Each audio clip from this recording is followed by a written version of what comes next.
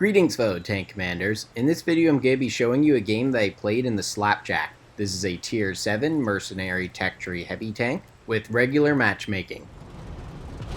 The game I'm playing is a standard battle on Baja with tier 8 as the top tier and 1 artillery on each team.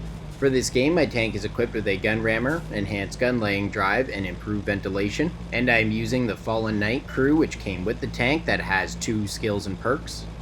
To start off the battle, I've headed to the outside of the map on the 9 and 0 lines. That way I can use my great gun depression and turret armor effectively. So the Slapjack is a damage per minute monster, but its penetration and accuracy are really quite lacking. And so I was quite surprised when my shot went through the front of this heavily armored mutant. It's not something that happens too often, but it was a nice way to start off the game. This was actually my first successful game with the Slapjack. It took me a little bit to get used to the lower penetration, and the fact that the hull armor isn't very well angled for ridgeline fighting. Since it's flat, when you peek over the ridgeline, the enemies have a flat shot rather than when you're fighting a T-29 like this, which has a nice angle. So far I found it to be a great tank, but it just took an adjustment time.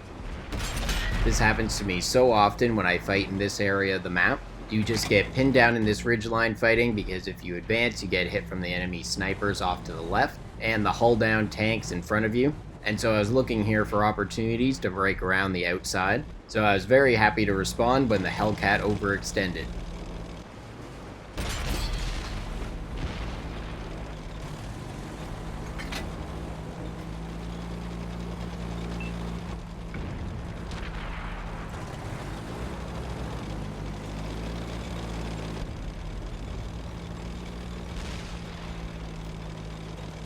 I was moving up this hill to try and get a good angle on that T-29, but my priority immediately switched when I saw I had an opportunity on the KV-2.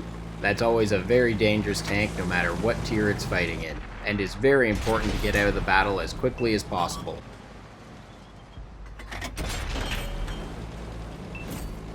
Shooting that KV-2 might have not been the right decision because it looks like my Chrysler K teammate could have used some help with that T-29. I made a big mistake here because I drove forward and onto the enemy side of the area here.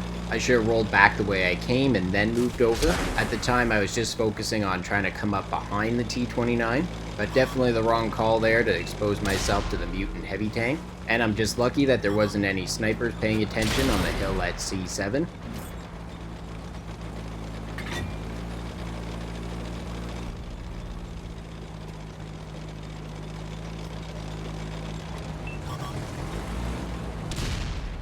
During my engagement with the T-29, I saw the mutant coming up behind me, so I wanted to try and pin him out in the open so that my tank destroyer teammate could get some shots in on him. It worked out better than I hoped, and the mutant actually completely backed off.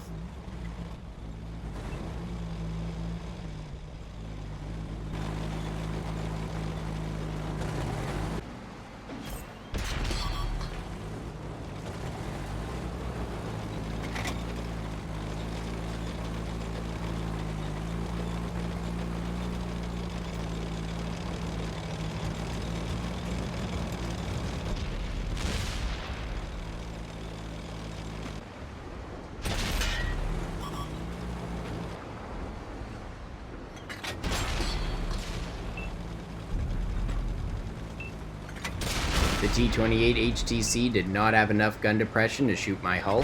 That's an easy bounce off my turret, and my reload time is fast enough to take him out no problem.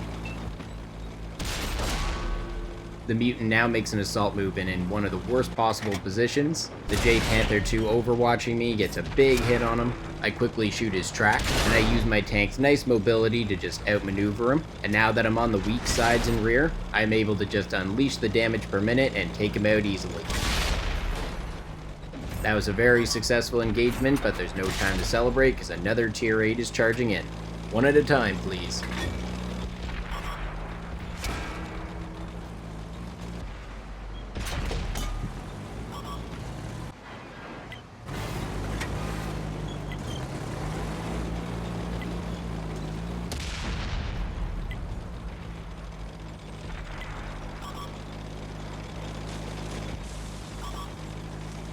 Now this move here is interesting because it forces the Patton KR to make a decision.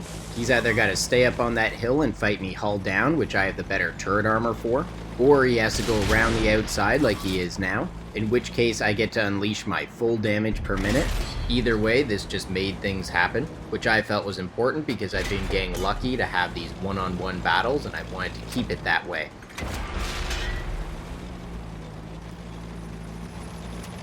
I've had a couple bad bounces here on the Patton KR's frontal armor, which really isn't that tough, so I've switched to my new PCR shells.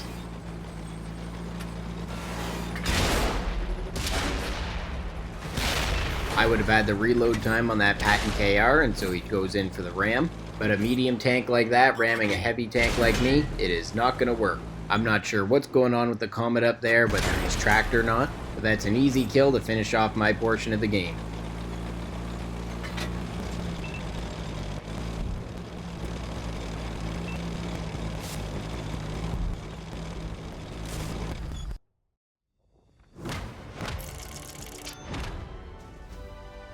For this game, I earned 30,000 silver with 10,000 from an op, remembering that I did use 2 premium consumables, and earned 6,402 experience with the 2 times daily bonus. In this game, I dealt 3,860 damage, assisted with 771 damage, and destroyed 6 enemies while blocking 1,440 damage. This earned me High Caliber, a Mastery Badge First Class, Top Gun, and a Kamikaze from the Patton KR RAM. I placed at the top of my team, earning a base XP of 2,134. I managed to hit 29 of my 34 shots and penetrate 19 of those. In terms of crew and module damage, I damaged the fuel tank in the Patton KR, damaged the ammunition in the Comet, and destroyed the fuel tank in the Mutant. Well, that's all for this video. I hope you enjoyed seeing that game with the Slapjack. It was a bit of a weird game, but I was fortunate enough to be able to fight most of the enemies one at a time. The enemy's poor timing was their undoing, and I managed to use some of this tank's great strengths to take advantage of the situations. Stay tuned for more awesome World of Tanks videos.